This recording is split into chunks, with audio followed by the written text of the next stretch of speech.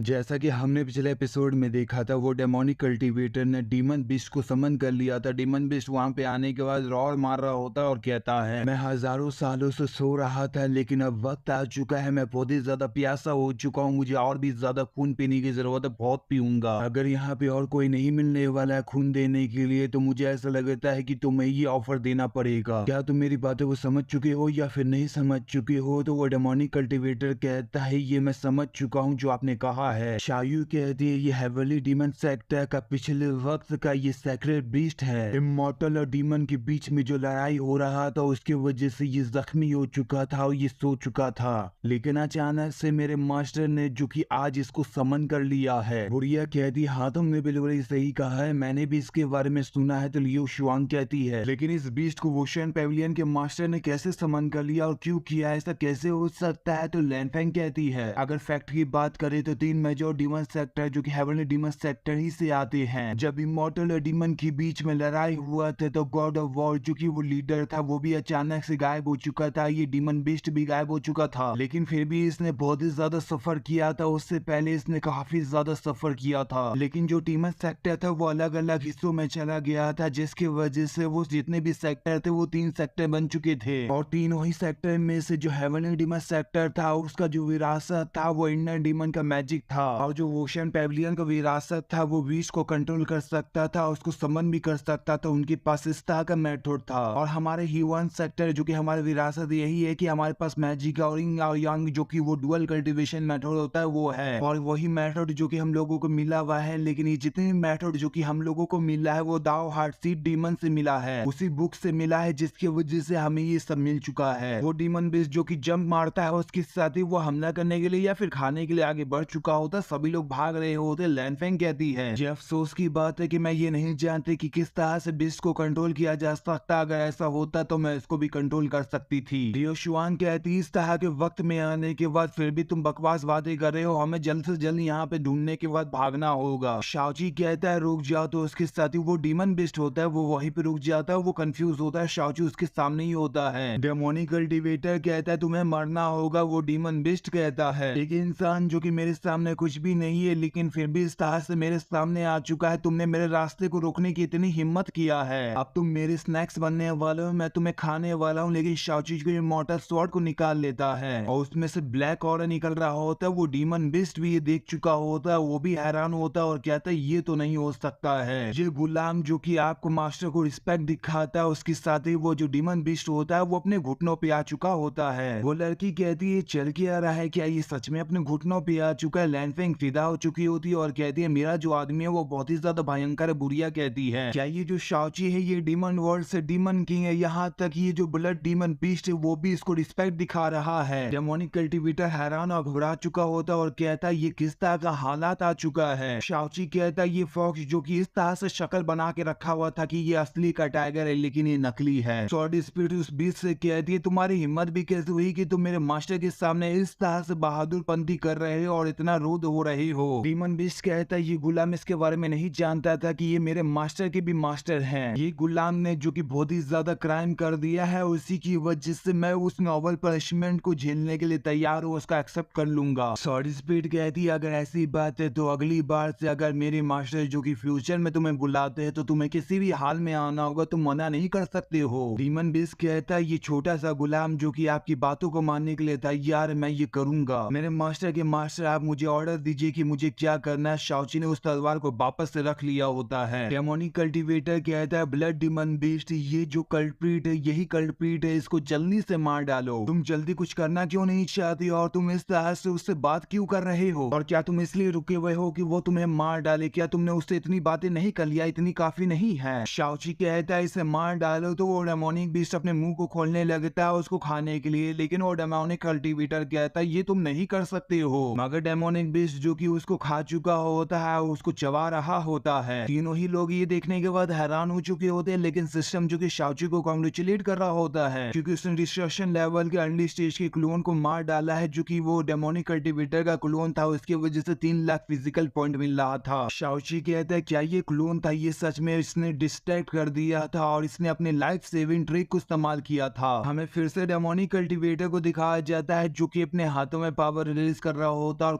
कंकाल के पावर को भी लेके आ रहा होता और कहता है तुमने मेरे बॉडी प्रोटेक्टिंग डेमोनिक एनर्जी को खत्म कर दिया, यहाँ तक कि डेमोनिक बीस्ट को मुझे ही काटने के लिए भेज दिया, उसने मुझे ही खा लिया था। ये तो सच बात है और ये कहा जा सकता है कि तुम्हारे पास बहुत ही ज्यादा अच्छा मौका है, लेकिन क्या ही हो जाता है ये जरूर से जब मैं पूरी तरीके से अपने अटैक को करूंगा और अपने रियल बॉडी से करना चाहूंगा तो तुम सर्वाइव नहीं कर पाओगी और मैं एक रियल डिस्ट्रक्शन हूँ, मैं तुम्हें मार डालूंगा। और ये कहते हुए हमला कर भी देता है और वही कंकाल की एनर्जी को दिखाया जाता है या फिर कंकाल को दिखाया जाता है जो कि शाओची की तरफ आ रहा होता है, लेकिन शाओची ने उसको पकड़ लिया होता है। शाओची कहता है क्या तुम इसे पे डिपेंड होने के बाद इस तरह की हरकत कर रहे थे? तो डेमोनिक कल्टीवेटर हंसते हुए कहता है तुम मरने वाले हो, ये डेमोनिक फायर है जो कि अगर इसको छू लेते हो तो इसको बुझाया नहीं जा सकता, ये कभी नहीं हो पाएगा और ये तुम्हारी हड्डी से अटैच हो चुका है और ये तुम्हारे सोल को बिल्कुल ही जला देगा। शाओची डेमोनिक फायर को एब्जॉर्ब कर रहा होता है और एब्जॉर्ब कर भी लेता है तो डेमोनिक कल्टीवेटर कहता है ये चल क्या रहा है, ये तुमने कैसे कर लिया, क्या ये तुम इंसान कहलाओगे या फिर नहीं कहलाओगे? लेकिन शाओची कहता है बहुत ही ज्यादा अच्छा था। शाओची मन में सोच रहा था ये टाओ हार्ट प्लांटिंग डीमन जो था वो डीमन सेक्टर का ही था और ये दुनिया के डीमन कल्टीवेटर की मदद करता है और इसी की वजह से मैंने इस फायर को एब्जॉर्ब कर लिया और ये मेरे स्किल को बढ़ा चुका है। शाओची अपने तलवार को निकाल रहा था और कहता अब मेरा वक्त आ चुका है कि मुझे अब एक्शन लेना है, मुझे ऐसा लगता है कि सही में मेरा ही वक्त आया है कि मुझे ये करना होगा। और ये कहते हुए शाओची ने उसी तलवार से उस पर हमला कर दिया होता, वो जख्मी हो चुका होता, उसके साथ सिस्टम कह रहा था वो उसको कंग्रेचुलेट करते हैं क्योंकि उन्होंने डिस्ट्रक्शन स्टेज के अर्ली स्टेज के बंदे को मार डाला है जिसकी वजह से आपको 4 लाख फिजिकल पॉइंट मिलता है और जो 9 यंग बॉडी जो कि 5th लेवल पे था वो अपग्रेड होने के बाद 6 लेवल तक पहुंच चुका है। अगर उसको 7 लेवल तक पहुंचाना है तो उसके लिए आपको 9.81 मिलियन फिजिकल पॉइंट देना पड़ेगा। शाओची कहता है इस तरह से जो हुआ है ये बिल्कुल ही सही नहीं लग रहा है, ये जो क्लोन है यही 1 मिलियन या फिर 1 लाख के करीब ये जो कि पॉइंट दे सकता है, रिवार्ड दे सकता है, मगर ये बहुत ही ज्यादा कम रिवार्ड मुझे मिला है। उसके साथ ही वो डेमोनिक कल्टीवेटर को दिखाया जाता है जो कि अभी तक मरा हुआ नहीं होता, वो वहां से भाग रहा होता है। शाओची कहता है ये सच में काफी, इसने ये मुझसे पहले ये कहा था कि इसने अपने क्लोन को खो दिया है लेकिन अभी भी फिर भी इसके पास इस तरह की चीजें हैं जो कि ये करके यहाँ से भाग चुका है। हमें शीशा सेक्टर के हेड को दिखाया जाता है, उन सभी लोगों को दिखाया जाता है जो कि शीशा सेक्टर के लोग ही होते हैं। डेमोनिक कल्टीवेटर वहां पे आ चुका होता है, शीशा सेक्टर को अपने रिस्पेक्ट दिखा रहा होता है और कहता है ब्रदर शिंगफोन तुम यहाँ पे वक्त पे आए हो, शाओची के पास कुछ तो एबिलिटी है, चलो जल्दी से मेरी मदद करो, मुझे उसे जल्दी से मारना है, अगर उसे अभी नहीं मारते हैं तो आगे चल के फ्यूचर में वो बहुत ही बड़ा तकलीफ देने वाला है। शीशा सेक्टर के हेड कहता है तुमने जिस तरह से कहा है ये बहुत ही ज्यादा आसान कहने में लग रहा है और ये कहते हुए शीशा सेक्टर के हेड ने अपनी उंगलियों से लेजर बीम को रिलीज किया होता, उसी के जरिए उस डेमोनिक कल्टीवेटर को मार दिया होता है। डेमोनिक कल्टीवेटर कहता है ये तुमने क्यों किया, आखिर ऐसा क्यों किया है? शीशा सेक्टर का हेड कहता है तुम्हारी हिम्मत भी कैसे हुई कि तुमने मेरे तलवार को चुरा लिया और इतनी हिम्मत कर रहे हो और तुमने मुझे धोखा दिया है, तुम सच में मरने के हकदार हो। वो डेमोनिक कल्टीवेटर कंफ्यूज होता है लेकिन वो लगभग मर चुका होता है या फिर मर ही चुका होता है। उसके साथ ही शीशा सेक्टर का हेड कहता है मैंने तुम्हें लेसन सिखा दिया, चलो जल्दी से उस चीज को ढूंढो जो कि मेरा स्वॉर्ड है। एक बंदा जो कि डेमोनिक कल्टीवेटर की बॉडी को छानबीन कर रहा होता है, उसके साथ ही वो करने के बाद कहता है लीडर को हम रिपोर्ट देते हैं जो आपका स्वॉर्ड है उसके पास बिल्कुल ही नहीं है। शीशा सेक्टर का हेड कहता है ये कैसे हो सकता है, ये तो नहीं होना चाहिए था, मुझे पहले ये लगा था कि शाओची होगा जो कि मेरे स्वॉर्ड को चुराया होगा, लेकिन उसके बाद मुझे ऐसा लगा कि ये डेमोनिक कल्टीवेटर मेरे ज्यादा करीब था, लेकिन ये सच में ही शाओची ही था जो कि मैं उसके ट्रैप में फिर से गिर चुका हूँ। तुमने मेरे भाई को मार दिया, तुमने मेरे बेटे को मार दिया और 4 ग्रेट मास्टर को मार दिया है और तुमने बहुत ही ज्यादा गलत किया है। आज मैं उन सभी चीजों का बदला लूंगा, मैं तुम्हें टुकड़ों में काट डालूंगा। शाओची शीशा सेक्टर के हेड के सामने ही होता है लेकिन सिस्टम बता रहा था वो उसको कॉन्ग्रेचुलेट करते हैं क्योंकि उन्होंने अर्ली स्टेज के डिस्ट्रक्शन लेवल के कल्टीवेटर को मार डाला है जो कि क्लोन था और इसी की वजह से आपको 3 लाख पॉइंट मिल रहा है। शाओची अजीब सा शक्ल बनाने के बाद कहता है तुम्हारा भाई जो कि बिल्कुल ही अच्छा नहीं था, वो घटिया था, वो अपने साथी डिसावल को मारा था, यहाँ तक कि तुम्हारा बेटा वो भी सिर्फ घटिया था क्योंकि वो अपने प्रॉफिट के पीछे भागता था और वो हमेशा ही धोखा ही देता रहता था, इसके अलावा उसका कोई भी काम नहीं था। और जो 4 ग्रेट एल्डर थे वो सभी घटिए थे, वो किसी काम के नहीं थे, वो सच में मरने के हकदार थे। तुम्हारे दिमाग में किस तरह के बिहेवियर चल रहा है, तुम किस तरह के बिहेवियर के साथ चल रहे हो, मुझे ये बताओ, क्या तुम्हें सच में ऐसा लगता है कि मैंने तुम्हें धोखा दिया है जबकि तुमने डीमन कल्टीवेटर के साथ मिलने के बाद उनके साथ अलायंस बनाने के बाद हमारा आईटीएस अलायंस पे हमला कर दिया था, तो तुमने इसके बारे में इससे पहले क्यों नहीं सोचा? क्या तुम हमें परेशान नहीं कर रहे थे? शीशा सेक्टर के हेड कहते हैं तुम कुछ ज्यादा घमंडी तरीके से बात कर रहे हो। उसके साथ ही अपने तलवार को निकाल लेता और अपने पावर को बहुत ही ज्यादा रिलीज कर रहा था और बढ़ा रहा था। कोई कहता है ये तो क्यू है जो कि शॉर्ट पे डाल रहा है और ये बहुत ही ज्यादा है। ये इमॉर्टल स्पीड जो कि डायन इमॉर्टल आर्ट का है, ये बहुत ही ज्यादा पावरफुल है। ये इसके जरिए ये किसी को भी मार सकता है। हमें लियोन शॉर्ट सेक्टर के तीनों ही लोगों को दिखाया जाता है जो कि लीडर जुइजी और शुइजी होते हैं। लीडर कहते हैं तुम यहाँ पे आ चुके हो और मैं भी यहाँ पे आ चुका हूँ, क्या तुम ठीक हो? एल्डर जुइजी कहती है तुम यहाँ पे आने के बाद हमारे दिसावल के साथ इस तरह की घटिया हरकत कर रहे हो, यहाँ पे तमाशा करने की कोशिश कर रहे हो। एल्डर शुइजी कहते हैं अगर ये चाहते हो कि मैं अपने शॉर्ट से तुम पर हमला करूं तो तुम ये कह सकते थे, तुम्हें इस तरह की हरकत करने की जरूरत नहीं थी। सिंसर सेक्टर का हेड जो कि ये देख रहा होता है लेकिन वो बुढ़िया कहती है लियोन शॉर्ट सेक्टर के ब्रदर और सिस्टर को मैं कॉन्ग्रेचुलेट करती हूँ क्योंकि उनका जो कल्टीवेशन का प्रोग्रेस है वो बहुत ही ज्यादा बढ़ चुका है। हम जैसे राइटर्स इमॉर्टल अलायंस के ओल्ड जनरेशन में से तुम बहुत ही ज्यादा आगे बढ़ चुके हो। हमारे जो 10,000 इमॉर्टल सेक्टर है वो बॉटम में है लेकिन फिर भी तुम लोगों पे अब डिपेंड रहना पड़ेगा। लीडर कहते जूनियर तुम्हें फिक्र करने की जरूरत नहीं है, हम यहाँ पे आ चुके हैं और ये घटिया जो कि यहाँ पे कोई भी मुसीबत नहीं करने वाला है। सिंसर सेक्टर का हेड मन में सोच रहा था मैं कभी भी इमेजिन नहीं कर सकता कि इतने कम वक्त में इन्होंने इतना ब्रेक थ्रू कर लिया है। मैंने ये सुना था कि शाओची ने जू शियानजू और लियो यूनजी स्वाड को दिया था और ये पास करने के बाद इन लोगों का इतना प्रॉफिट हो चुका, दिखा ऐसा लग रहा है कि ये सच में ऐसी बातें थी जो कि वो झूठ नहीं थी। हमें ये दिखाया जाता पहला एल्डर, दूसरा एल्डर और प्रिंस आयु याशु वहाँ पे आ चुके होते। पहला एल्डर कहता है आज राइटर्स अलायंस से जितने भी कल्टीवेटर यहाँ पे गैदर हो चुके हैं तो हम यहाँ पे कैसे मिस कर सकते हैं, हमारे जेन्युइन इमॉर्टल डायनेस्टी मिस नहीं करना चाहेगा। दूसरा एल्डर कहते हैं सिंसर सेक्टर का हेड भी यहाँ पे आ चुका है इस मस्जिद को ज्वाइन करने के लिए। सिंसर सेक्टर का हेड मन में सोच रहा था अब जैसे कि राइटर्स इमॉर्टल अलायंस के जितने भी 5 सेक्टर थे यहाँ पे साथ में गैदर हो चुके हैं। अगर मैं यहाँ पे कुछ भी एक्शन लेने की कोशिश करता हूँ तो मुझे ये डर है कि डेमोनिक कल्टीवेटर के साथ जो मिला हुआ था ये जो कि इन लोगों के सामने भी आ सकता है और उसके बाद मुझे ये यकीन है कि ये लोग जो कि जितने भी लोग हैं मुझ पर हमला कर देंगे। ये मेरे लिए बहुत ही ज्यादा मुश्किल हो चुका है, इन लोगों के साथ डील करना मुश्किल हो चुका है। मेरी आवाजें भी जो कि यहाँ पे दब जाएगी, वो बर्बाद हो जाएगी अगर मैं कुछ भी करने की कोशिश करूंगा। सिंसर सेक्टर का हेड जो कि अपने चेहरे पे स्माइल लिया था और कहता है सभी लोगों ने गलत समझ लिया है। मेरे जो 4 एल्डर थे वो सभी जो कि डेमोनिक कल्टीवेटर के साथ मिले हुए थे। मैं तो यहाँ पे तुम सभी को एक्सप्लेन करने के लिए आया था, इसके अलावा ये कुछ भी नहीं है। और शाओची मैंने अभी जो कि डेमोनिक कल्टीवेटर को अपने हाथों से मार डाला है और राइटर्स लोगों को मैंने ये दिखा दिया है अपने तरफ से कि मैं बिल्कुल ही अच्छा हूँ। शाओची हंसते हुए कहता है क्या कहा तुमने कि ये सिर्फ मिसअंडरस्टैंडिंग है? तो लैनफेंग जो कि वहाँ पे आ चुकी होती है और कहती है शिकोंग क्या तुम मेरे बारे में भूल चुके हो? तुम कहना क्या चाहते हो? क्या इसके अलावा तुम भूल चुके हो कि मेरे साथ तुमने क्या किया था? सिंसर सेक्टर का हेड कहता है ये तो तुम हो। उसके साथ ही मैं मन में सोच रहा था ये लड़की ये यहाँ पे क्या कर रही है। जितने भी एल्डर थे वो लैनफेंग को घेर चुके होते और उसके साथ ही पहला एल्डर कहता है क्या तुम मिस शाओन है? तुम डेमोनिक कल्टीवेटर हो जो कि ह्यूमन सेक्टर से हो। दूसरा एल्डर कहता है ये तो सच में वही है जो कि यहाँ पे आ चुकी है। लीडर कहता है ये वही है तो हमें इसे जल्द से जल्द मारना होगा। लैनफेंग मन में सोच रही थी मैं इतना गुस्सा हो चुकी थी कि मैं ये भूल चुकी मैं किस तरह के हालत में आ चुकी। यहाँ पे राइटर्स लोग जितने भी ग्रेट राइटर्स लोग हैं यहाँ पे गैदर हो चुके हैं और ये नॉवल की किताब में लिखा हुआ है कि जितने भी मेल प्रोटेगनिस्ट होते हैं वो हीरो होते हैं। वो कभी भी हीरोइन के साथ जो रिलेशनशिप है उसको एडमिट नहीं करना चाहेंगे, वो सिर्फ अपने आप को प्रोटेक्ट करना चाहेंगे। और ये भी ऐसा वक्त आ चुका है जो कि ये हो सकता है और ये जरूर से इसी तरह से शाओची भी करने वाला होगा। शाओची इतनी भी हिम्मत नहीं करेगा कि इस दुनिया के सामने आने के बाद हम दोनों के बीच में जो रिलेशनशिप है उसको एडमिट करेगा। तो अगर इस तरह से होता है तो क्या ये इस तरह से नहीं है कि उसने मुझे छोड़ दिया है? लेकिन शाओची जो कि लैनफेंग को पकड़ लेता और कहता है तुम सभी रुक जाओ, इस तरह से तुम नहीं कर सकते हो। ये जो लैनफेंग है ये मेरी औरत है और मैंने इसको ट्रेन किया है और ये बिल्कुल ही चेंज हो चुकी है और मेरी खातिर क्या ये डेमोनिक कल्टीवेटर का जो इसका आइडेंटिटी है इसे भूल नहीं सकते, इससे क्या ही फर्क पड़ेगा। लैनफेंग मन में सोच रही थी इसने सच में इस दुनिया के सामने आने के बाद ये एडमिट कर लिया, ये क्यों कर रहा है? पहला एल्डर कहता है ये फीमेल डेमोनिक कल्टीवेटर है जो कि राइटर्स अलायंस के लोग जो कि बिल्कुल ही इसके साथ पोलाइट नहीं हो सकते हैं। दूसरा एल्डर कहता है इस तरह से है कि गुड और एविल जो कि एक दूसरे के सामने मौजूद नहीं रह सकते हैं, तो हम इस तरह से करेक्ट क्यों ही करना चाहेंगे और चेंज क्यों ही करना चाहेंगे। तो लीडर कहता है तुमने गद्दारी कर दिया है और मुझे ऐसा लगता है कि इस वक्त में मैं तुम्हें प्रोटेक्ट नहीं कर पाऊंगा। लैनफेंग कहती है मुझे माफ कर देना कि मैंने तुम्हें परेशान कर दिया है। जब मैं शिकों को एक्सपोज कर दूंगी तो मैं सुसाइड कर लूंगी, उसके बाद मैं जल्दी से मर जाऊंगी। इसके दौरान जो कि तुम्हें बिल्कुल ही परेशानी नहीं होगा और ना ही तुम्हें चोट पहुंचेगा। मैं बहुत ही ज्यादा खुश हूँ कि तुमने रिलेशनशिप को पब्लिक में ये मान लिया है और एडमिट कर लिया है। शाओची कहता है यहाँ पे बहुत सारी चीजें हो चुकी है और क्या कहना चाहती हो कि हम इस तरह से अलग होने वाले, ये कुछ ज्यादा ही मजाकिया बातें हैं। शाओची जो कि ग्रेट रिटर्न पिल को निकाल लेता है और 3 पिल को निकालने के बाद उन तीनों ही एल्डर को दे देता है। वो तीनों ही हैरान होते हैं लेकिन शाओची कहता है ये जो फीमेल डेमोनिक कल्टीवेटर कैरेक्टर है यानी कि जो लैनफेंग है ये अच्छी हो चुकी है, इसलिए मैं ये चाहता हूँ कि तुम लोग ये कैंडी ले लो, ये तुम्हारे लिए अच्छा हो जाएगा। पहला एल्डर कहता है ये सच में अच्छी चीजें है जो कि इंसान अच्छी तरीके से बदलना चाहिए और ये बदल भी चुकी है तो अच्छी बात है और मैं तुम दोनों को कॉन्ग्रेचुलेट करना चाहूंगा। दूसरा एल्डर कहता है मैं मिस्टर शाओची और लैनफेंग को कॉन्ग्रेचुलेट करना चाहूंगा। एल्डर जुई जी जो कि लियो शुआन के कमर को पकड़ चुकी होती है, उसको कुछ ज्यादा ही मरोड़ रही होती है और कहती है अगर तुम यहाँ पे कुछ भी करने की कोशिश नहीं करती हो तो ये जो लड़की है ये पहले इसको लेकर चली जाएगी, यहाँ तक कि तुम उसके करीब क्यों ना रहो फिर भी ये कोई काम करने वाला नहीं है, तुमने मुझे गुस्सा दिला दिया है। अगर मैं ये जानती कि इस तरह से होने वाला है तो मैं तुम्हारी मास्टर जो कि मैं ही ये काम को कर लेती। लियो शुआन जो कि बहुत ही ज्यादा हलचल करने लगती और उसके साथ ही शर्माते हुए कहती है ये जो दूसरे लोग है वो भी तो मुकम्मल तरीके से उसे पास सकते हैं, हम क्या ही कर सकते हैं। लैनफेंग कहती है सीसा सेक्टर का हेड है ये बहुत ही ज्यादा घटिया, ये इंसानों की शक्ल में जानवर का दिल रखता है, इसने बहुत सारे बुरे काम किया है, वो सभी शॉर्ट टर्म में मैजिक ट्रेजर को पाना चाहता था, 10,000 इमॉर्टल सेक्टर के लोगों के साथ बर्बादी किया, साजिश किया, इतनी सारी चीजें किया है, जिन लोगों को मारना चाहता था जो भी उसके बीच में आना चाहते थे, यहाँ तक कि ट्रेजर को पाना चाहता था, कल्टीवेशन दुनिया में जो है वो डोमिनेट करना चाहता था। सिंसा सेक्टर का हेड लैनफेंग पे हमला कर चुका होता और कहता है विच तुमने बहुत ही ज्यादा बकवास कर लिया, एरोगेंट तरीके से यहाँ पे बात करी हो, तुम्हें चुप होना होगा। शाओची ने उस हमले से लैनफेंग को बचा लिया होता, उसके साथ ही कहता तुम्हें संभल कर ये करना होगा। ये सभी जानते हैं कि सिंसा सेक्टर का हेड ये रायता सलाइन के पाथ में नंबर 1 कल्टीवेटर जो कि ये मास्टर कहलाता है और ये सच में इतना पावरफुल है। तो लैनफेंग कहती है तुम्हारा शुक्रिया कि तुमने मेरी जिंदगी को बचा लिया, अगर तुम मेरे को नहीं बचाती तो लगभग मैं मर जाती और ये मेरा जो कि बॉडी ब्लास्ट हो जाता। दूसरा एल्डर कहता है शिकोंग क्या तुम लोगों को यहाँ पे मारना चाहती हो और हम सभी को चुप करवाना चाहती हो। लीडर कहते मैं भी ये समझ चुका हूँ, मैंने ये अग्री नहीं किया था कि तुम राइटर सैलान के लीडर नहीं बन सकते जिसकी वजह से तुम यहाँ पे अटैक करने की कोशिश कर रहे हो। वो बुढ़िया कहती तुम बेस्ट स्पिरिचुअल स्टोन को जो कि ड्रैगन केव से हासिल करना चाहते थे लेकिन मैंने उसे मना कर दिया जिसकी वजह से तुम यहाँ पे रूथलेस तरीके का हरकत दिखा रहे हो। सिंसा सेक्टर का हेड जो कि अपने पावर को रिलीज कर रहा होता है और बहुत सारे क्लोन को बना लिया होता और कहता है मुझे और भी ज्यादा देरी नहीं करना है, मैं बहुत ही ज्यादा पावरफुल कल्टीवेटर हूँ और मेरे सामने तुम लोग कुछ भी नहीं हो। अब जैसा कि आज मैं कुछ भी अच्छा नहीं कर सकता हूँ तो इस फैंग्यू कॉन्टिनेंट में जितने भी अच्छे इंसान है जो राइटर्स इंसान है उन सभी को आज मैं मार डालूंगा। तुम सभी लूजर जो कि साथ में आकर मुझसे लड़ना चाहते हो मुझे बिल्कुल इससे डर नहीं है। सभी लोग जो कि हमला करने के लिए आगे बढ़ चुके होते हैं। इस एपिसोड को हम यहीं पे खत्म करते हैं, आगे के एपिसोड में देखने वाले कि आगे के एपिसोड में क्या होने वाला है। तो आगे के एपिसोड देखने के लिए वीडियो को लाइक कर देना, चैनल को सब्सक्राइब कर देना, वीडियो को शेयर कर देना, अच्छा से कमेंट कर देना। चलो फिर बाय बाय।